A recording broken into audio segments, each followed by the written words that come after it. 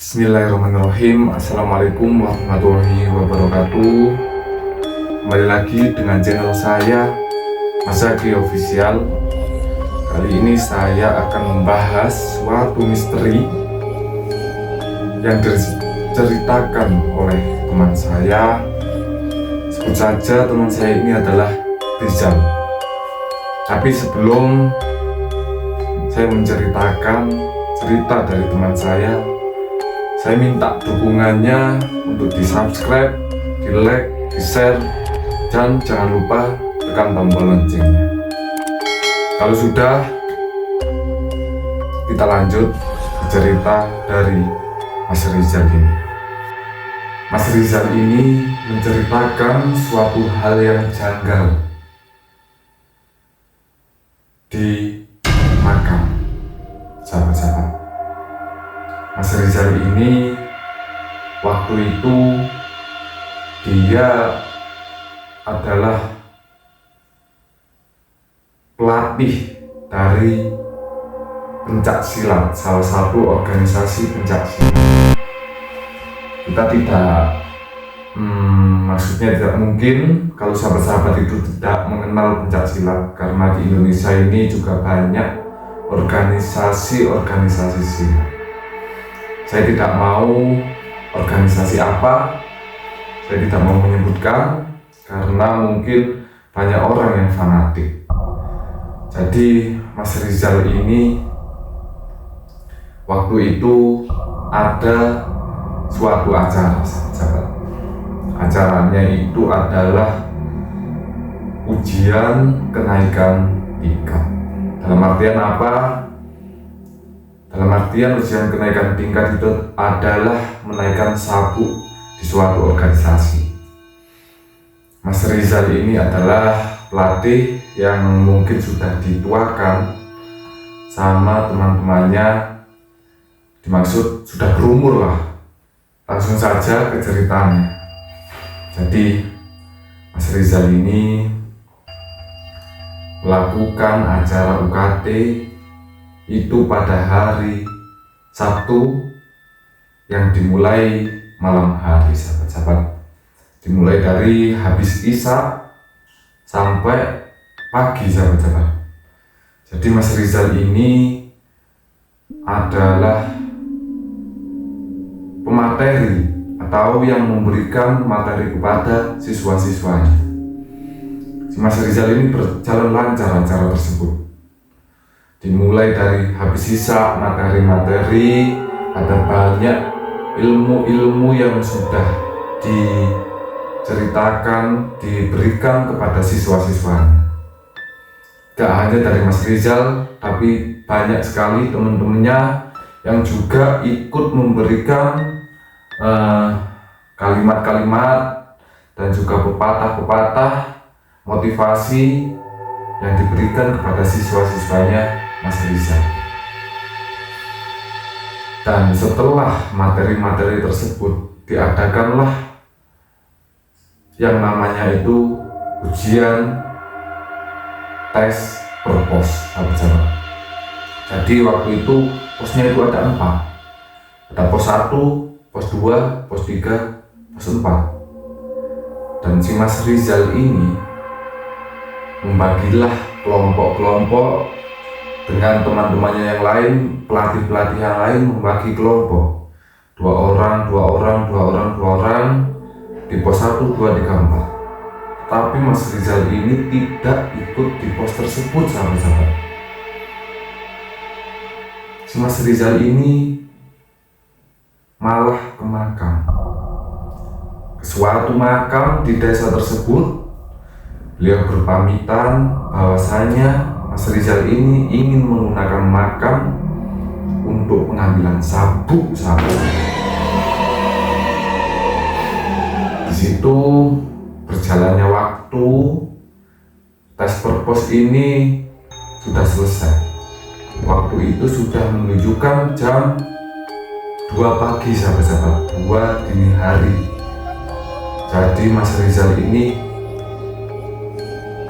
meminta kepada tim pelatih untuk menyegerakan tes per pos karena masih ada satu sesi lagi sahabat-sahabat, yaitu pengambilan sabu. Tapi pengambilan sabu ini tempatnya lebih ekstrim lagi, karena pengambilan ini tempatnya itu di makam sahabat-sahabat. Jadi ada makam di sebuah desa tersebut, sama si Mas Rizal ini digunakan untuk pengambilan sabu sahabat-sahabat. Di situ udah berjalan dengan lancar, tes perpos, materi-materi yang lain sudah berjalan lancar sahabat-sahabat. Tinggal part terakhirnya, yaitu pengambilan sabu. Jadi waktu pengambilan sabu sahabat-sahabat, si Mas Rizal ini bilang pada teman-teman pelatih yang lain, bilang begini sahabat-sahabat, sudah nggak apa-apa, makam ibu sudah saya pamiti, dalam artian itu saya sudah izin ke leluhur-leluhur yang ada di makam tersebut. Dan pelatih yang lain pun percaya, karena Mas Rizal ini adalah orang yang sudah dituakan dan beliaunya itu juga mengerti barang-barang tak kasat mata. Jadi pelatih yang lain juga percaya, dia enjoy dan yakin bahwa tidak ada sesuatu yang janggal dan tidak ada sesuatu yang mengganggu sahabat-sahabat. Waktu itu sudah menunjukkan setengah 3 sahabat-sahabat, sudah mau subuh. Jadi si Mas Rizal ini menggiringlah siswa-siswanya itu ke arah makam. Ya, makamnya itu jauh dari perkampungan sahabat-sahabat. Di makamnya itu agak sedikit masuk ke hutan. Ayo, sedikit masuk ke hutan, siapa yang nggak takut sahabat-sahabat? Dan tesnya itu pengambilan sabu itu satu-satu sahabat-sahabat. Jadi digiring siswa-siswanya masuk ke area makam itu, di area jalan, belum masuk ke makamnya maksudnya sahabat-sahabat. Jadi Mas Rizal ini masuk dulu sama teman-teman pelatih yang lain. Disitulah Mas Rizal ini membagikan sabuk untuk ditaruh di area makam tersebut. Di situ ada sekitar 6 orang sahabat-sahabat. Ada sekitar 6 orang. Pelatih-pelatih yang lain itu bersembunyi dan menjaga di area sekeliling makam. Ada yang di pojok, ada yang di tengah, ada yang di atas, ada yang di bawah, dan juga ada yang di bawah pohon besar dan juga pohon bambu yang banyak. Di situ dirundingkan dulu, harus di mana orang ini berada, harus di mana teman-teman ini berada. Dirundingkan, dibagi kelompok, ada yang 2 orang, ada yang 3 orang sahabat-sahabat. Tapi Mas Rizal ini dia itu sendiri sahabat-sahabat, karena dia yakin bahwa dia sudah membentengi area makam tersebut, tidak ada gangguan apa-apa. Si Mas Rizal ini dengan pedenya dong, dia itu mencari tempat di bawah pohon besar itu, di bawah pohon besar, bawah pohon bambu yang banyak sahabat-sahabat. Si Mas Rizal ini berdiri dengan tegak bawah pohon itu sambil tangannya itu seperti ini sahabat-sahabat. Dia yakin bahwa tidak ada halangan suatu orang. Dari situ banyak yang sudah berpencar dan siswa-siswa ini sudah mulai dimasukkan dalam makam tersebut. Tapi sebelum teman-teman ini berpencar, itu beliau itu udah membakar dupa. Jadi dupa itu ditaruh di titik-titik di mana sabuk itu ditaruh. Jadi ada yang di belakangnya batu nisan, ada yang di atasnya batu nisan, ada yang dikalungkan di batu nisan, dan juga ada yang ditalikan di atas pohon, sahabat-sahabat. Jadi tim pelatih itu sudah menyetujui bahwa siswa yang dimasukkan ke makam itu satu persatu. Di situ dimulailah dimasukkan satu persatu sama pelatih atau anggota diklat yang berada di area luar makam saja. Dimasukkan sekitar 5 orang, itu berjalan lancar. Itu pun juga satu-satu sahabat masuknya. Jadi satu masuk dapat, dia keluar. Satu masuk dia dapat, dia keluar. 5 orang saja sahabat. Baru 5 orang. Dan Mas Rizal ini mengalami kejadian yang sangat aneh. Anehnya kenapa? Si Mas Rizal ini ditutup sama pagar gaib. Sahabat-sahabat, gimana kok bisa Mas Rizal ini berkata bahwa dia itu ditutup sama pagar gaib? Karena ada satu siswa, sahabat-sahabat, perempuan, kita sebut saja namanya itu Sabrina. Ini nama samaran, sahabat-sahabat. Si Mbak Sabrina ini masuk di makam tersebut dengan berhati-hati, dengan pede, dengan percaya diri, sambil melihat, tengok kanan kiri, ke depan, ke atas, memandang batu nisan satu persatu, memandang pepohonan. Tetapi si Mbak Sabrina ini tidak menemukan sabuk satu sama sekali, sahabat-sahabat. Padahal sabuk tersebut juga tidak terlalu gelap areanya, jadi masih tersorot sama lampu di pemakaman tersebut. Waktu Mbak Sabrina ingin mencari, sahabat-sahabat, dia itu sudah berada 5 meter dekatnya sama si Mas Rizal. Jadi Mbak Sabrina itu di sini, si Mas Rizal itu di sini berdiri tegak, tidak ada penghalang di depannya. Mas Rizal ini kaget, kenapa Mbak Sabrina ini kok tidak melihat dia? Padahal sudah deket dan Mbak Sabrina ini tatapannya ke depan, sahabat-sahabat. Tapi dia tidak ada ekspresi kaget ataupun melihat si Mas Rizal ini. Itu anehnya. Mbak Sabrina ini sahabat-sahabat, dia itu berjalan ke depan sedikit demi sedikit sambil tolak-toleh kanan kiri, melihat batu nisan, mencari sabuk tersebut. Dia itu berjalan dikit-dikit, jalan dikit-dikit, sahabat-sahabat. Dan Mbak Sabrina ini, sahabat-sahabat, sudah tinggal 1 langkah saja menabrak si Mas Rizal ini. Tapi Mbak Sabrina ini tidak melihat Mas Rizal berada di depannya.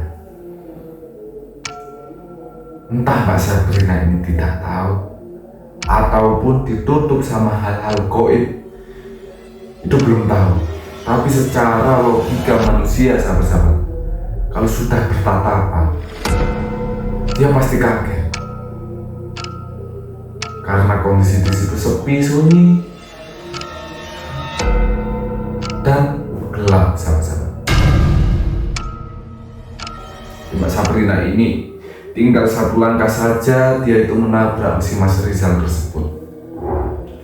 Tetapi Mas Rizal ini waktu sudah mau ditabrak sama Mbak Sabrina, Sabrina itu berjalan, sahabat-sahabat, dia sudah mau melangkah ke depan, dan si Mas Rizal ini langsung teriak, sahabat-sahabat.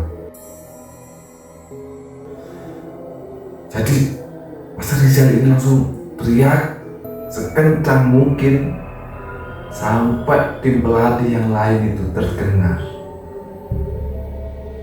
Mbak Sabrina ini tetap tidak kelihatan, sahabat-sahabat. Waktu si Mas Rizal ini menyentuh Mbak Sabrina ini. Mbak Sabrina ini kaget sahabat-sahabat, karena dia melihat Mas Rizal ini ada di depan mukanya langsung. Gini sahabat-sahabat, dia kaget. Dari situlah Mas Rizal ini sedikit merinding, karena dia merasa pagarnya yang sudah didoakan dari awal itu tembus sahabat-sahabat. Mas Rizal ini tidak kuat, beliaunya itu naik ke atas dulu ke jalan raya, dan si Mbak Sabrina ini tetap dengan ekspresi kebingungan. Bingungan sahabat-sahabat,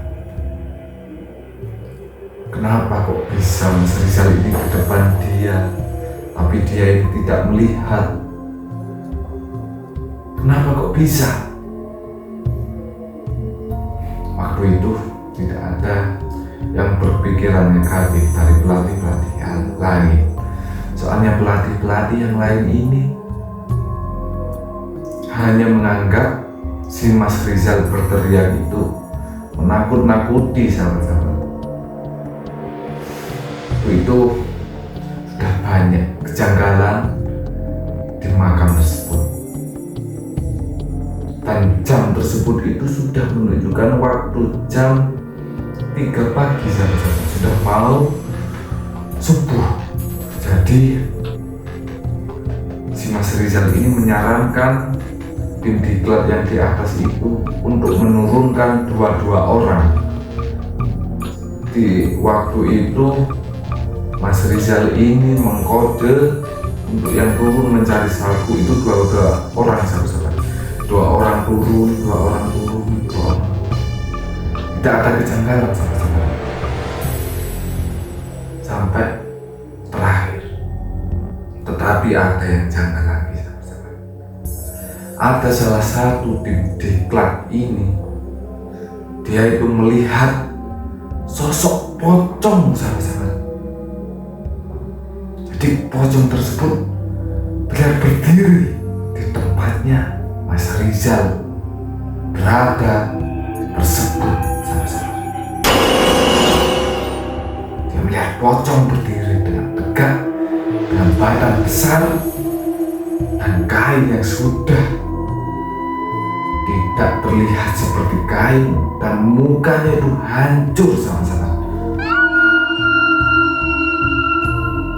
Itu dia kaget, lari terbirit-birit ke atas, dan teman-teman yang lain itu juga takut sahabat-sahabat. Dan dia yang melihat pocong tersebut bercerita di atas kepada Mas Rizal. Ternyata pocong tersebut sahabat-sahabat, dia yang menutupi pandangan dari si Mbak Sabrina itu untuk melihat sabuk dan juga Mas Rizal sahabat-sahabat. Jadi pocong itu menutupi pandangan si Mbak Sabrina. Pada akhirnya si Mas Rizal ini sama satu temannya yang melihat pocong tersebut sahabat-sahabat, dia itu kembali ke makam tersebut. Dia berdoalah, dia melihat ke tempat yang dia tempati tadi. Ternyata sahabat-sahabat, tempat yang ditempati Mas Rizal tadi itu adalah makam kuno sahabat-sahabat. Jadi batu nisannya itu ada sebuah kain yang menutupi seperti kain kafan, dan makamnya itu bersih dari tanaman dan juga daun-daun kering sahabat-sahabat. Dari situ Mas Rizal ini merasa ada yang mengganggu dia, dan juga merasa ada yang tidak terima. Jadi si Mas Rizal dan temannya ini berdoa sahabat-sahabat. Dia itu berdoa di depan makam tersebut sampai sesenggukan sahabat-sahabat. Dan dia itu merasa bahwa dia belum pamit, belum izin kepada makam tersebut. Dia berdoa, baru sahabat-sahabat, waktu dia berdoa, angin terhembus kencang sahabat-sahabat. Yang awalnya tidak ada angin, tiba-tiba pohon, angin itu bertiup kencang sahabat-sahabat. Di situ Mas Rizal mulai ketakutan, mulai merasa bersalah karena dia tidak izin sahabat-sahabat. Mas Rizal ini berdoa sambil membakar dupa dan sambil mengirim leluhur-leluhur yang ada di situ. Baru waktu dupa itu habis.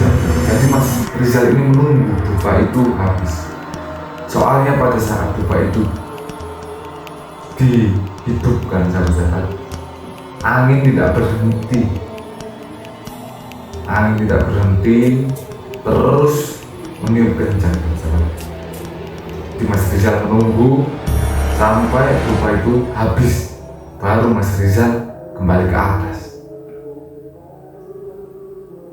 Dan alhamdulillah, setelah itu Mas Rizal dan temannya dan tim-tim yang lain sekaligus siswa-siswanya itu alhamdulillah selamat, tidak ada yang hilang maupun tidak ada yang diganggu lagi sahabat.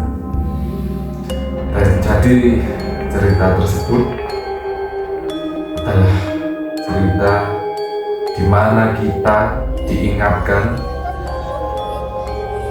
kalau kita memasuki tempat-tempat tersebut sahabat-sahabat, kalau kita memasuki tempat-tempat yang mungkin dituakan di desa tersebut, jangan lupa kita mengirim leluhur-leluhur yang ada di situ. Jangan cuma kita membuat pagar itu di luar saja. Jadi yang perlu diingat dalam cerita tersebut adalah dimanapun kita berada, kita tetap belajar sopan dan juga kita tetap ingat bahwa kita adalah tamu. Jadi kita harus memuliakan orang yang berada di tempat tersebut. Begitu sahabat-sahabat. Jadi sahabat-sahabat yang mau mengirimkan cerita-ceritanya, cerita horor, mistis, kejadian janggal, bisa langsung kirim ke nomor yang sudah tertera di bawah ini sahabat-sahabat. Nanti saya akan buatkan cerita itu seperti podcast ini sahabat-sahabat. Di ini awal dari cerita video YouTube saya. Jadi saya mohon kepada sahabat-sahabat bantu support, bantu subscribe, like dan juga dibagikan sahabat-sahabat supaya banyak orang itu yang tahu bahwa dimanapun kita berada, kita harus mengingat bahwa kita itu adalah tamu. Kita biasakan adab kita dulu, baru ilmu kita sahabat-sahabat. Mungkin itu cerita dari Mas Rizal dan juga ungkapan cerita dari saya kepada sahabat-sahabat. Kita bisa bertemu di lain waktu. Pantengin terus channel saya, Mas Zaki Official, dan bunyikan tombol loncengnya biar sahabat-sahabat itu tahu kalau nanti saya mengupload video seperti ini sahabat-sahabat. Ya udah, apabila saya ada salah, apabila saya ada salah kata dalam memakai nama, memakai tempat, saya mohon maaf kepada sahabat-sahabat, karena nama, tempat itu hanya ilustrasi sahabat-sahabat. Jadi saya mohon maaf kepada sahabat-sahabat supaya dimengerti bahwasanya hanya menceritakan cerita-cerita dari teman-teman yang sudah mengirim cerita tersebut kepada saya. Saya akhiri di sini sahabat-sahabat. Jangan lupa subscribe. Wassalamualaikum warahmatullahi wabarakatuh.